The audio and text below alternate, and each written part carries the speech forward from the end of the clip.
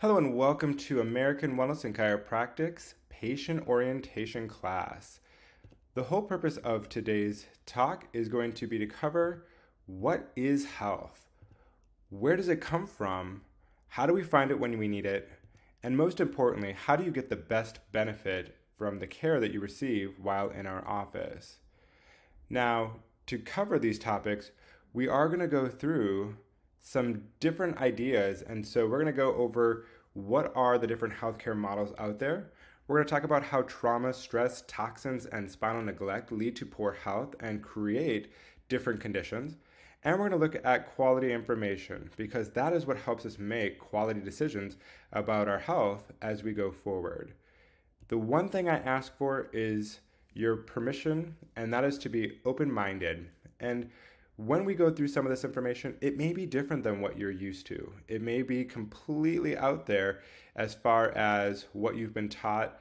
And so I ask that you just keep an open mind, and if you have any questions, please feel free to always ask them. So let's get started. We're going to take a quick look back at myself and how did I actually become a chiropractor in the first place. So to give you a quick background, a quick look into my history, I actually am the son of a carpenter. My father and his brothers owned a construction company building homes. And at the age of 39, he ended up passing away, unfortunately. And it was due to cancer. And so, in a way to pay tribute, I decided I wanted to go into the family business. And in doing so, I decided to be an architect to help with the design and everything of that nature. Well, it's interesting because who knew that eventually that architect mindset would play so pivotal in what I do with chiropractic on a day-to-day basis. But I'm getting a little ahead of myself, so let's go back to the story. After deciding to go into architecture, I decided to look into what kind of coursework I would need and go from there. And I was on the fast track towards that degree when calculus got in my way. Never did really good in it. It was a real big struggle for me. Ended up failing the class a couple of times because I just could not grasp the concepts of all the mathematics behind what it was needed to be an architect. So I went back to the drawing board, pun intended, and I looked at what other things was I really good at. And biochemistry happened to be on the top of that list. So I went and decided to enroll in the biochem biotech program at my university up in northern Minnesota in North Dakota, and got selected to go to do a summer research experience for undergrads where we looked at different projects and were placed accordingly. So my project was actually placed with the parasympathetic and sympathetic nervous system. Again, a very pivotal role in what it is we do with chiropractic. And so that background has helped me understand what it is that I do on a day-to-day basis. Now, during this project, most individuals that apply for this are not accepted. About 100 students out of 5,000 are selected. And of those, maybe 10% get a publication at the end of their project. Well, I was fortunate enough to be one of those 10%ers that got a publication out of this. And it was cool, it was exciting, but it wasn't that fulfillment that I was looking for. So again, back to the drawing board, what am I gonna do? I was now only a semester away from graduating from undergrad, and it was kind of coming up quick on trying to make a decision on what I wanted to do. And that's when I was introduced to the chiropractic profession. And in the beginning, I was a very big skeptic. I actually didn't believe in chiropractic because I was under the mindset that there was no scientific research behind it. There was nothing that really formulated this idea of chiropractic. So I ended up going through the process of getting ready for my MCATs, getting ready for medical school, and a friend of mine brought me kicking and screaming to a doctor's office in a small suburb of Fargo, North Dakota. And in that time that I was there, I did some shadowing. There was a small little lady that came in. She couldn't have been any older than maybe about 70, 75. And when she walked in that door, I just assumed she was old, which is why she was hobbled over and bent forward. Turns out, as a gardener, she was one of the primary horticulturists for North Dakota State University, and she had thrown out her back from not doing the recommended exercises or the things that were prescribed to her by her chiropractor. So he gets her on the table, and Dr. J. Dean, just to give you an idea, was a linebacker during high school and college, so pretty big dude. And when he adjusted her, it was amazing. I literally thought that he was going to snap her in half because of how frail she looked and how big he was. But at the end of it, she got up off the table and she stood up just a little bit more. Still had the pain, but doing better. And I was kind of thrown in shock because we had this instantaneous relief in some of the pain and pressure. It wasn't completely gone, but it was already a start. And I had never seen anything like that in all the treatments my dad went through for his cancer and the treatments that I had had. Nothing had ever given that kind of relief that quickly in my experience. So I was on board at this point. I wanted to see what was going to happen. I came at it with this objective mindset, right? This biochem, biotech background has trained me into thinking objectively versus subjectively. So I go back and she comes in again for that next visit, and it's only a day later and nails her again. And I'm like, man, he's literally going to break her in half. Well, she gets up off the table, and at this point, she's pretty close to being fully upright. And I'm thinking to myself, there is no way that this is possible. And it was explained to me that this little old lady had been under chiropractic care her entire life. Her parents had been chiropractors. So this was not the norm. This was kind of the exception to the rule as far as how fast she recovered. But because she had stayed under that care for so long, her body was able to adapt and correct course very, very quickly. Now, there were other patients there during that time that had relief on those visits, but it wasn't the same effect. And it was kind of what started my thinking of, well, why is this? Why does this happen? And it was at that point that I decided I had to learn more. And that's how I went to college for chiropractic at Palmer College down in Davenport, Iowa. It was in there that I learned what is health. And so when we start to look into that definition, there's a couple of things that we've got to take into consideration. We talk about these symptoms, or we talk about what is it that usually brings us to the doctor. And typically it's, I've got a pain. And so when we start to talk about these ideas, it's important to understand that no one definition of health ever talks about how someone is feeling or a person's symptoms. It all has to do with how well somebody is functioning. So when we look at a person's functioning, on the left, you're going to see this term called innate intelligence. Both of them have this. But the thing that limits us is our functioning capacity. And that functioning capacity is our body. It's what we do on a day-to-day basis. Our health then is the result of those two pieces communicating, that innate intelligence and our functioning body, or lack thereof, or dysfunctioning body. And so when we start to talk about this, in nature, things just know what to do, right? We go out, we plant seeds. If we give it the right water, if we have it in the right soil, the seed knows to just sprout and become the flower that it was designed to become. But if we lack the water, or we have a drought, or we don't give it the right nutrients, we don't give it the right amount of sun, we don't give it the right things, that function of that plant or that seed is going to be diminished, and therefore the resulting plant is going to be less. The same is true about our bodies. If we don't give it the right amount of sleep, if we don't give it the right amount of things that help us grow, that sleep, food, it could be something as simple as stress management, which sounds simplistic, but it really is hard to manage. Those things are going to be what's really, really important in determining where our health goes. So again, it's not really about how we feel, it's more about how someone is functioning. So when we start to look through here, our current model of health tells us that if we have a problem, there must be some kind of a symptom that occurs, and we must judge ourselves on how well we feel based on that symptom. The objective then becomes to relieve the symptom, not to necessarily get to the root of that problem. So we have this fallacy of feeling good. And what does that look like? Well, we can go and look at the top 3 conditions that are the leading causes of death, which are heart disease, cancer, and stroke. And most of the time when we look at those, there is not any one specific sign or symptom that gives us a clear warning that this is coming.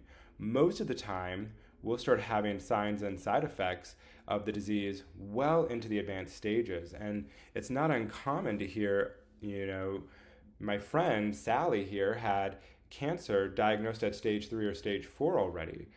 Well, how does that happen? It's because our body doesn't give us that symptom or that sign until it's way too late into the process.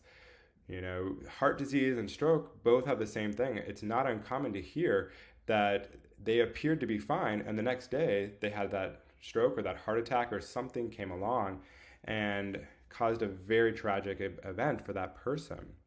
So we feel good, but underlying is all of this stuff that's happening and ruminating, and we are completely unaware of it.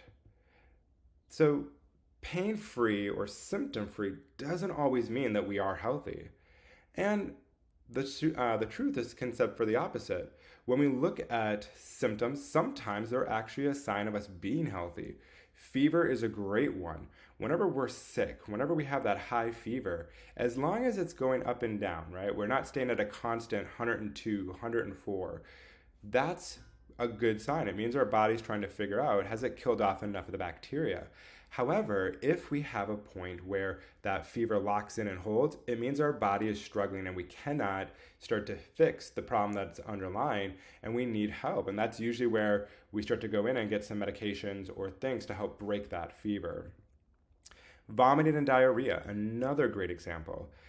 I have been to so many picnics in my life that it's unreal because of how large my family is. And when I look at a lot of those times, when people bring anything with mayo or eggs and they leave it sit outside at a picnic, 99.999% of the time I will not eat it because I've been victim of having to vomit after eating some of those things. And in doing so, my body is trying to eliminate whatever bacteria has grown on that food surface that I consumed. So having those symptoms of vomiting or diarrhea is actually a good sign. Our body's trying to protect itself. It's trying to eliminate the contaminant and help us get into a better healing mechanism or healing approach. And touching something that's hot, like a hot stove, another great example, because if our body didn't sense that pain or that symptom of heat, we wouldn't pull away. And if we didn't pull away, we could cause some severe burning. And depending on how large the surface is, can cause some very life-threatening conditions following that burn. So here are 3 symptoms, that fever, vomiting, and that touching something hot, that often are viewed as something bad, but in reality are something good because it means our body is working or functioning the way that it's supposed to. So when we define health and we look at what it all is, it's important to remember that health is not about the symptom at all. It really is about the function and the structures allowing proper function. And it's your birthright. You were designed to be healthy. You were designed to be the person that functions as optimally as possible. So the real question then becomes, what limits our body's ability to function properly? And to look at that, we've got to go and look at some anatomy. So the first thing we're going to talk about is our nervous system. The nervous system is quite a spectacular system within our body that I don't think we give enough credit to. When we look at it, we know that the brain is the most important organ in our body. And we know this because of a couple of different factors. It's the only organ that's totally encased in bone. It controls everything in our body. And when we look at it, if there's no brain, there's no life. And we can prove that because if we do a surgery and we start to cut out other organs and start to replace them, we can pretty much replace any other organ in our body with a man-made machine or with some kind of a replacement organ or some other organ that we get from a different animal that starts to function the same way. But the brain isn't like that. We cannot replace that brain. It's also where that innate intelligence lives. It's that inborn wisdom that helps us design and create the body that we ultimately have. It also is what helps regulate that. And a great example of innate intelligence would be when you cut yourself.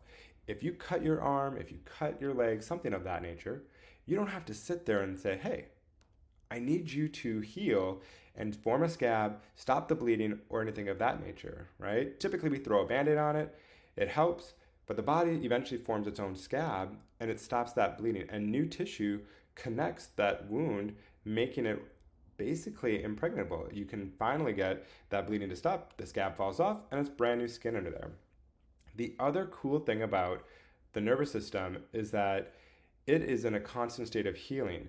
And what that means is that every 7 years or so, we get to be a brand new version of ourselves. We get a whole new set of cells that have completely replaced themselves. And now, depending on what we do in that time frame, determines on how those cells are going to function. If we do the right steps, we take the right nutrients, we take the right steps in sleeping, stress management, controlling what we put into our body, we're now going to be in a much better place for having healthier cells, which means that as a whole, we're going to be healthier. But if we don't, then we're going to have another issue and we're going to start developing different diseases because our organs don't work the way that they're supposed to any longer. Now, the second most important organ that we have to take into consideration is our spinal cord. And why is it so important? It's because it's what relays everything from the brain, that central computer, all the way down to every other cell in our body, whether it's a cell that senses touch, or it's a cell that is operating the heart, or into the organs that control all of our hormone production. So all of those things are super important. And this is why it's so important to understand that your health is tied to that nervous system and how well it works. So if we have interference in the nervous system, whether it's a pinched nerve, which is what most people think of, or we have something that causes that nerve to be completely severed, or there's a bruise on that nerve, those things will start to impact how well our body functions and how well the organs relay and produce what it is that they're supposed to do, whether it's pumping the blood, whether it's helping us breathe properly, whether it's something as simple as just being a layer of skin. These things are so important with how the nervous system functions. So when we're in the office, there will be a couple of things that we talk about. We're going to talk about the different versions or the different portions of the spinal column. And there's a couple of things that we need to look at. The first thing are naming the vertebra. So just to let you know, when we talk about the neck, that's going to be your cervical spine. When we talk about the mid-back, that's going to be your thoracic spine. When we talk about your low back, that'll be the lumbar spine. And the sacrum and the coccyx are the pieces that make up that tailbone that most people are very familiar with, especially if you've landed wrong when you've been on the ice or anything of that nature. When we look deeper into those vertebrae, there's a couple of things we have to pay attention to. We have these things called neuroforamen. And basically what that is a window that allows the nerve to come out from the spinal cord to whatever organ or whatever tissue it needs to go to. When that window starts to close because of degeneration of a disc or degeneration of any of the vertebrae, then that window closes off. And as you can imagine, when that window closes down, that nerve has less room to move. Now imagine getting a rug burn or anything of that nature, right? You've kind of scraped that skin against something. Well, that nerve is scraping against the bone and it's going to become irritated. And that's where that pain then starts to originate from. We stop that irritation, the pain goes away, but it doesn't mean the problem has been fixed yet. When we start to look at the discs and why they're so important, we have these intervertebral discs that essentially act as cushions. Well, the flatter the cushion gets, the smaller the foramen gets, the more irritation on the nerve. But not only that, when that disc starts to flatten out, now you have the bones rubbing against the bone, and that also causes a lot of irritation. Most of us have heard about a disc herniation or a disc bulge. That's essentially what's happening, is that material is starting to leave the center of the disc, and it's going to protrude, and it's going to put pressure onto the nerve, or it's going to put pressure onto the spinal cord itself. And that's when we start to get that sciatic type pain sometimes, or we'll start to have some numbness, or we'll have all of these other things that seem kind of out of the norm happening. So it's super important that we maintain the integrity of that disc, and how we do that is keeping the spine moving. So when we start to look at chiropractic, you're going to hear us talk about this term called the subluxation. So what is it? The definition of it is a misalignment between any two bones that causes that interference on the nerve or disc or any other soft tissue throughout the system. And it doesn't just have to be a vertebra. It could be something in your shoulder. It could be something in your wrist. It could be something in your foot.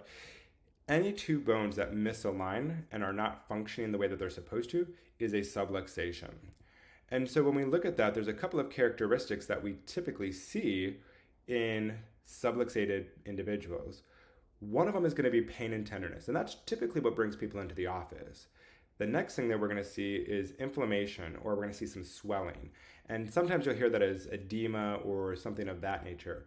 But essentially, we're bringing fluid into that area to try and bring nutrients, bring anything to help degenerate any of the damaged tissue and start laying down the matrix for new tissue. Well, when that happens, we usually are using blood to do so. So we're going to have abnormal heat. We're typically going to have that area get nice and warm. While all this is going on, the body is trying to protect itself. So we're going to start to get these abnormal postures or tight muscles. Sometimes we'll be leaned forward, or we might be leaned off to the side. And in that tightening of those muscles, it then starts to reduce our range of motion. So it's kind of a domino effect that these small things that start to happen lead up to these bigger things, and eventually we get that we're not able to move, or that lack of flexibility, and we have this pain, and it's this cycle that keeps feeding back around. So these subluxations are very, very important in the chiropractic realm, because this is truly what we're treating every day. We're not necessarily treating your stomach condition or a heart issue, but we're helping by alleviating that pressure on the nerve and making sure that those joints are moving. So now those areas of the body have the best opportunity to heal and then start working the way that they're supposed to. Additionally, when we start to look at those subluxations and how they affect these other organ systems, we often don't tie our spine to our organ health, our organ issues. And a great way to start thinking about this is when you come into the office, I want you to be thinking about, what kind of condition have I been in this past couple of days or past couple of weeks, or however long it is between your appointment, and really think about, have I been having any heart issues, any heart palpitations? Have I been breathing differently? Have I been having any stomach issues? And the other way to look at it is, what are the positives of it? Hey, I never talked to doc about, my bathroom schedule and that I was not going every day. And now, since I started going to the doc, I've been going to the bathroom on a regular basis. I don't get the bloating. I don't get the constipation. I would love to know those stories just as much as all the unfortunate stuff where we're having these other issues, because that helps me understand, where are we starting to have some additional effects from chiropractic. So always, always, always tell me what's going on, not just with your pain levels or with your spine, but what's going on with all the other organ systems, so that I can help you best achieve your optimum health. So when does a subluxation start? When do we start having these spinal issues or this poor health really beginning? And to start, we've got to look sometimes all the way back to birth.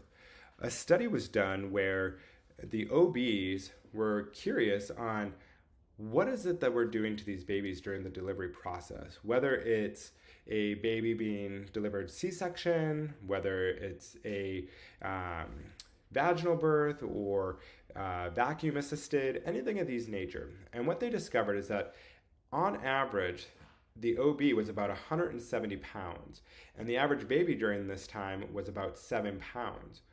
When they started hooking the baby up to the measuring devices to measure how much strain was being placed on the baby's neck during the actual extraction portion, it was discovered that they were putting about 70 to 90 pounds of pressure on that baby's neck. And a way to kind of visualize that is we have this 7 pound baby.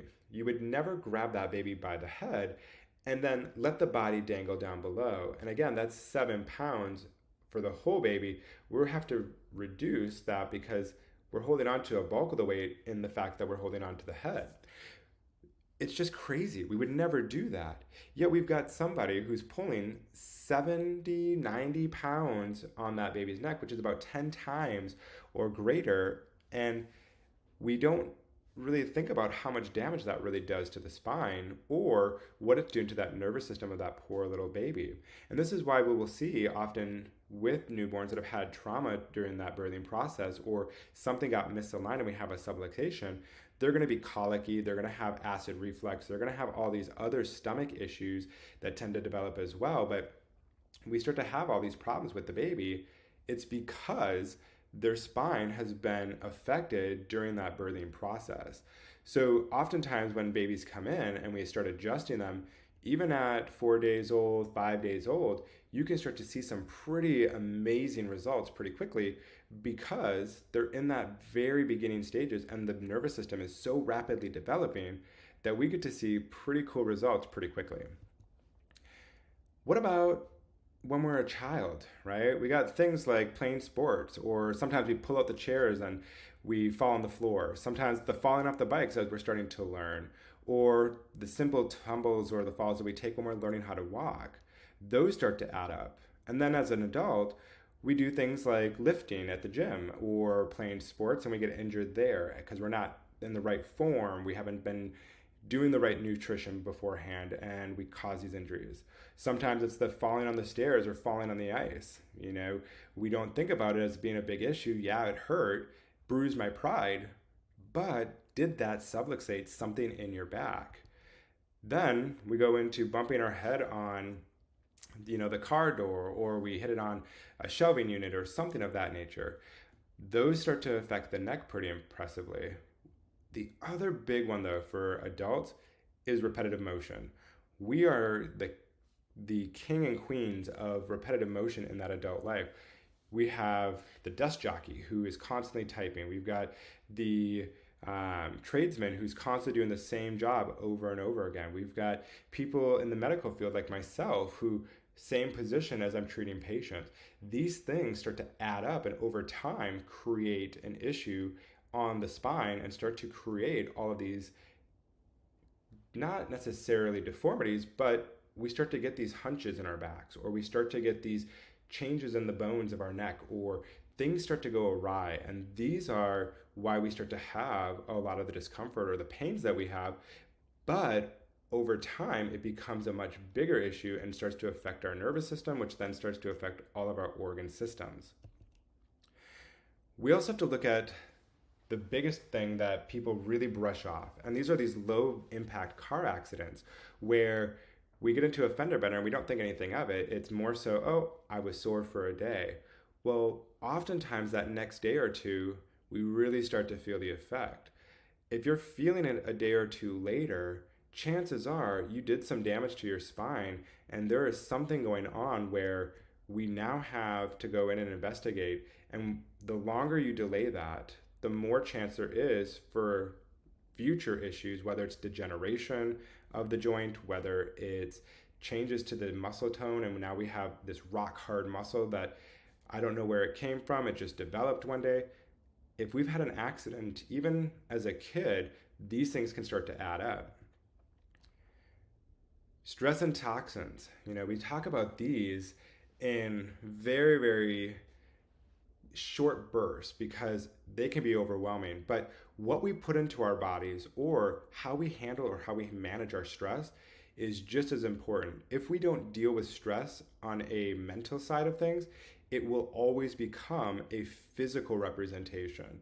And we can often see this because sometimes we lose our neck and our shoulders become our extension from the head. There is no neck anymore because we're so tight or we're so stressed out. We also get the tension in our low backs, or we get the tension in wherever our major pain area is, because that stress will always go there.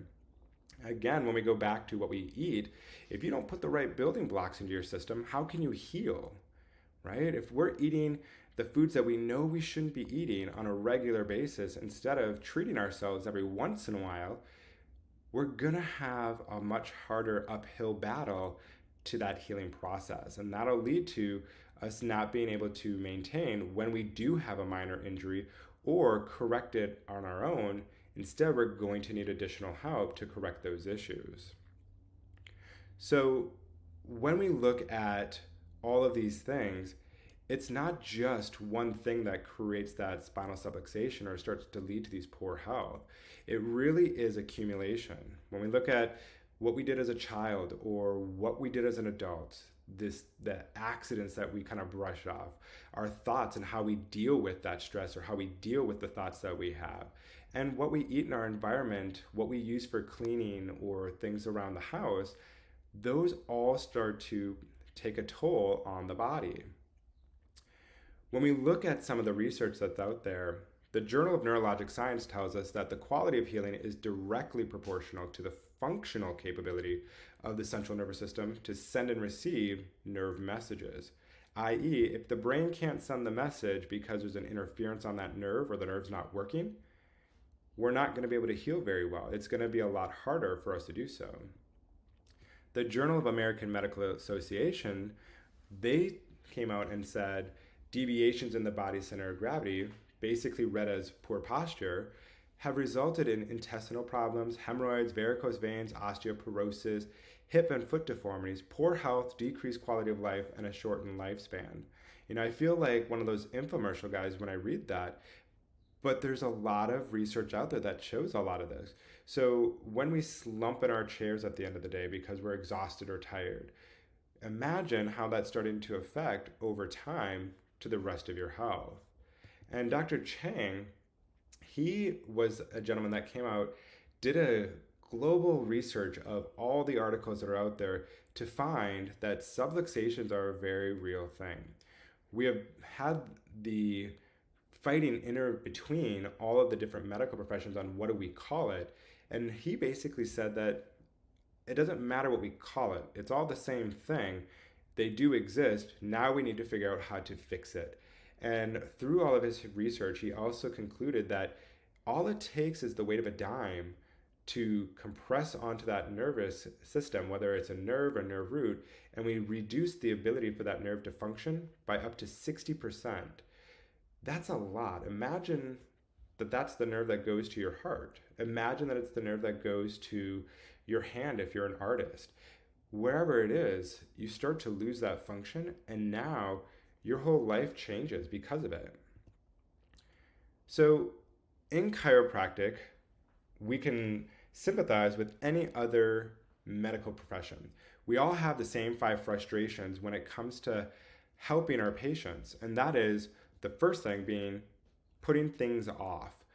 We are notorious for this maybe it will get better kind of mentality. If I just leave it alone, it'll get better. And typically we don't see that. Usually what ends up happening is it gets better maybe for a little bit, but then it comes back and we get this flare up a year down the road, 2 years down the road, and this time it's a lot worse, or it takes a lot longer to heal because we're not doing the steps that we need to do to heal.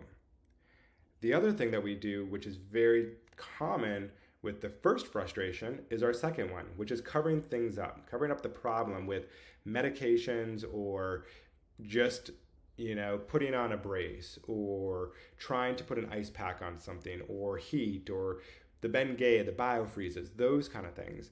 And again, we're not really getting to the root of the issue. We're not fixing that underlying problem. We're just putting a Band-Aid on for a temporary relief.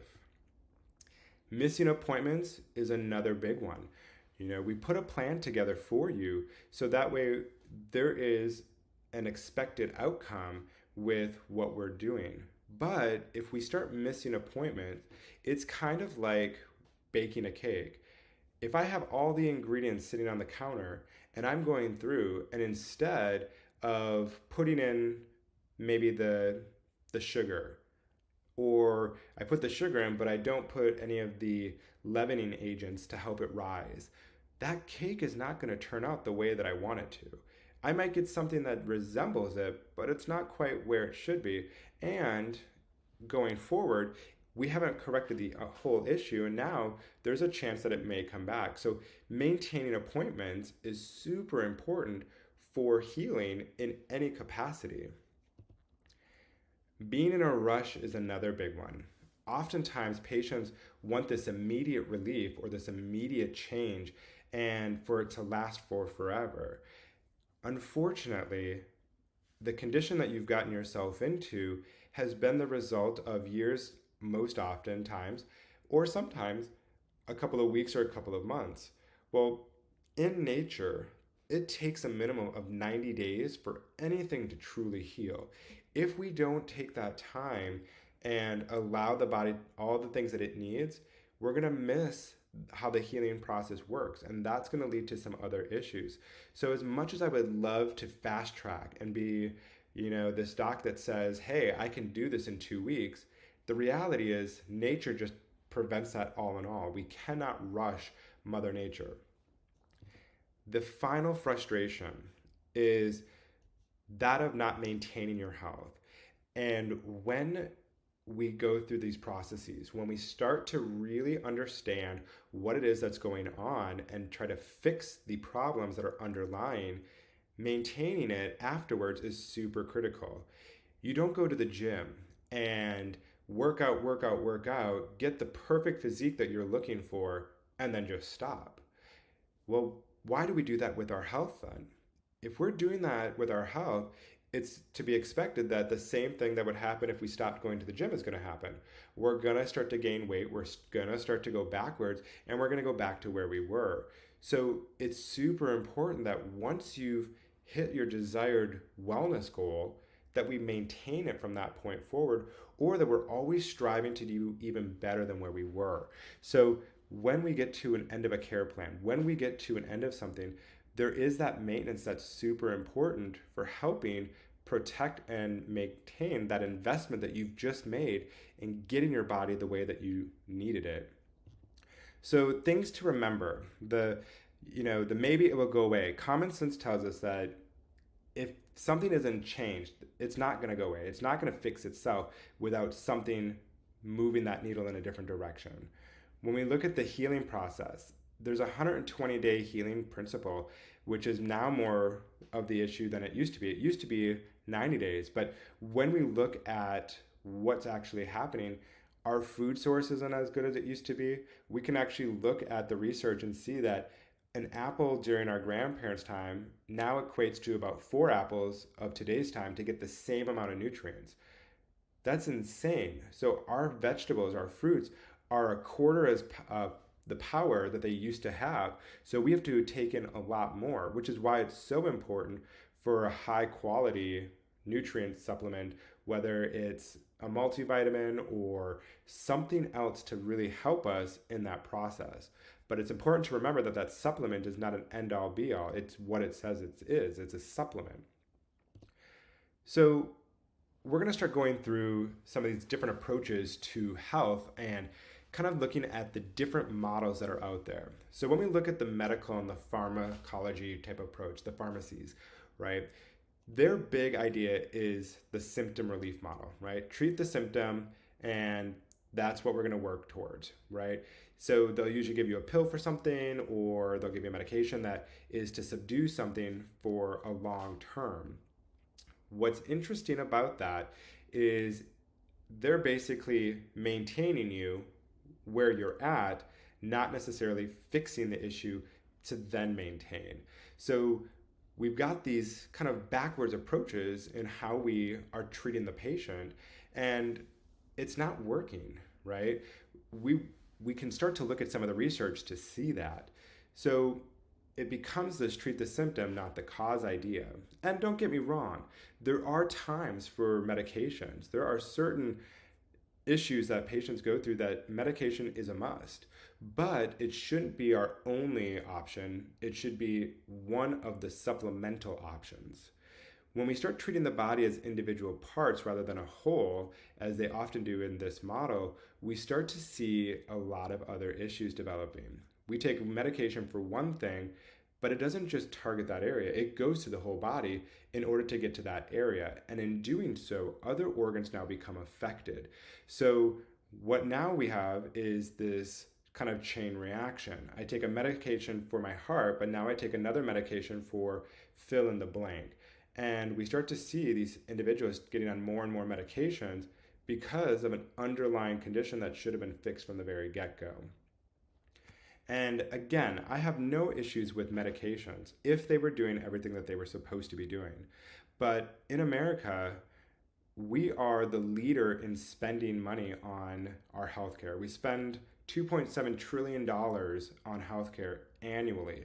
And in doing so, we're still 79th out of 81 developed countries. We are at the bottom of the list, yet we spend the most money. And there's a problem there because if it was actually doing what it was supposed to be doing with the medical approach, we should be theoretically at the top of that list, not at the bottom. So there needs to be a change. We have to figure out a different approach. And that's what we're trying to do in the chiropractic realm by reassessing how we look at patients as a whole, not just as an individual part. We spent $300 billion on drugs last year, just on the drugs alone.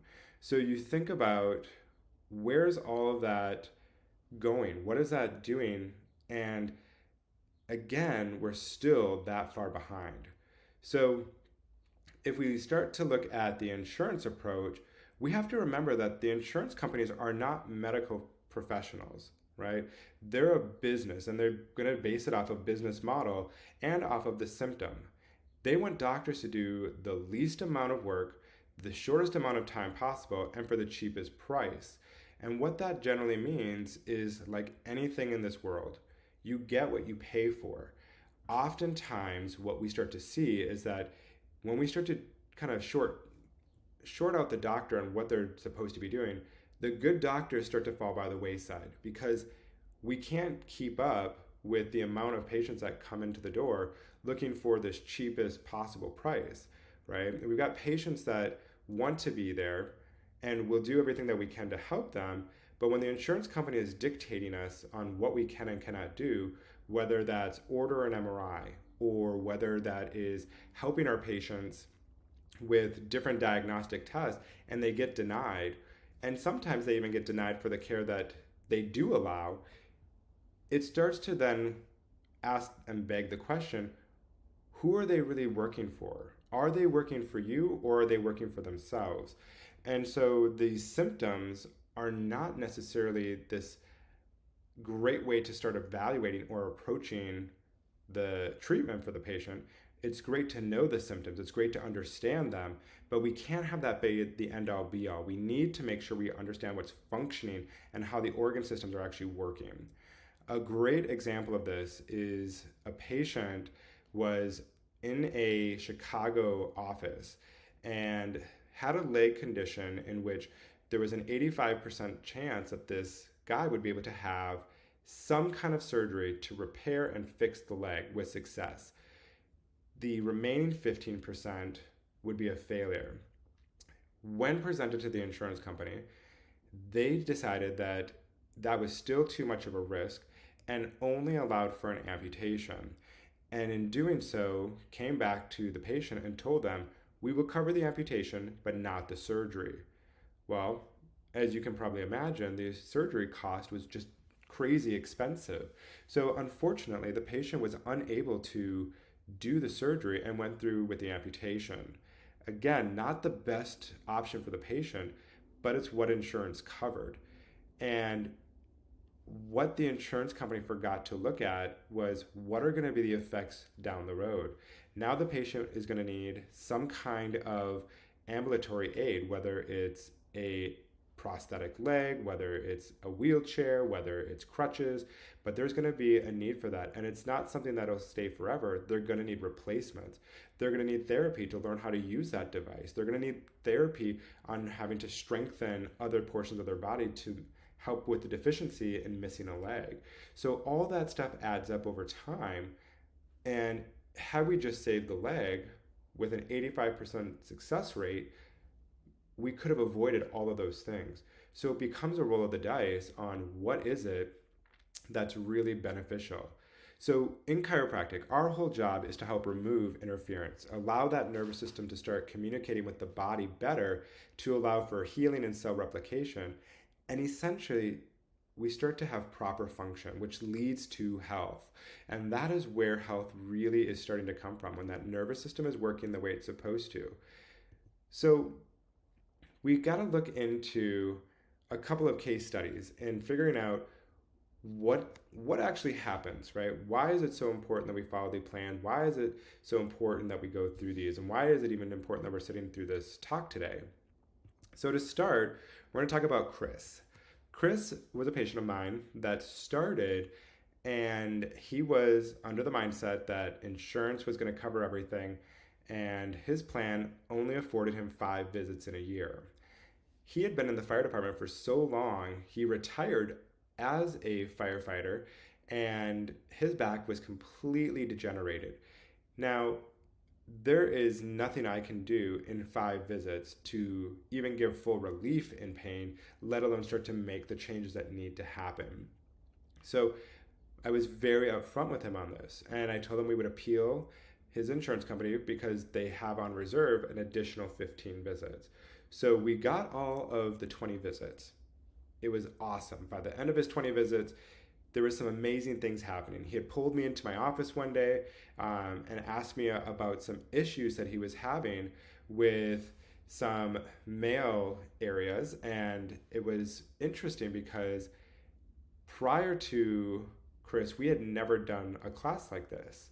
And he basically was asking me, for him, having an erection was very difficult. And so what ended up happening is as we were working through fixing things with his low back, that part of his body started to work in a much more on demand and in control capacity. And for him, that was the difference between night and day. His wife was super excited, and it made their relationship stronger. He felt better about himself, and so it was a great way.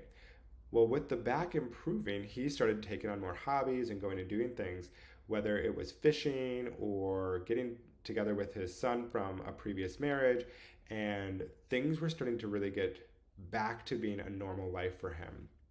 Well, his insurance told me that I was only allowed to work with his low back, so that's what I focused on.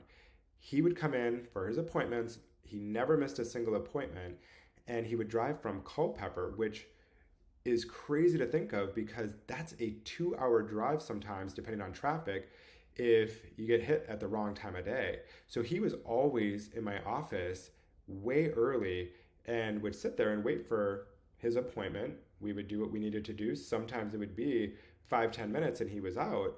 And that was his whole day, was coming up here, getting his adjustment and leaving. Well, he came in on a Monday. We adjusted him. He was getting ready to go fishing. He went with his son that night. He had an appointment for a follow-up because we wanted to check how everything did with this overnight event and everything. So he came in Monday knowing this. Wednesday was going to be his follow-up. Well, Wednesday he never showed up. And I got very concerned because he was somebody who never missed an appointment. So we called and no response. We called again, no response. We waited a couple hours. We called, no response. The following day, we got a message from his wife that Chris had passed away from a massive heart attack. Now, I'm not saying that chiropractic would have stopped the heart attack in full. We don't know that. But what I do know is had I been addressing his upper back, which had also been an issue of his for a very long time, I could have potentially given him a better chance of not having as severe of a heart attack, and maybe there wouldn't have been a heart attack. We don't know. But because he never brought it up, because insurance only allowed me to take care of his low back, we missed an entire piece of health history that we needed to know and understand. And because of that, it's why I do this class. So when we look at some of these other cases, this is an individual who followed the plan. And it's really interesting when we start to look at these images, because this is somebody in their 30s who came into my office complaining of his shirt hung off the shoulder incorrectly, and he always had a high right shoulder, and he couldn't figure out why. So we took some images, and on the left we can see there's a pretty substantial curve in the top half of that image. Well, as we start to look at it even closer, we can see that the curve really doesn't just affect the top half, it actually affects the bottom half. And that center line where everything should be on is not happening. Well, we started taking care of him. His plan was pretty aggressive, and he came every day that he was scheduled to come in, whether he wanted to or not, because he understood that there was an importance to that plan that we laid out. In 2 months, you can start to see on the right how much of a change there was in that individual. And now we have this individual that's really on the track. Now, you can still tell that it's not quite perfect on that line, but man, that's a huge change in 2 months.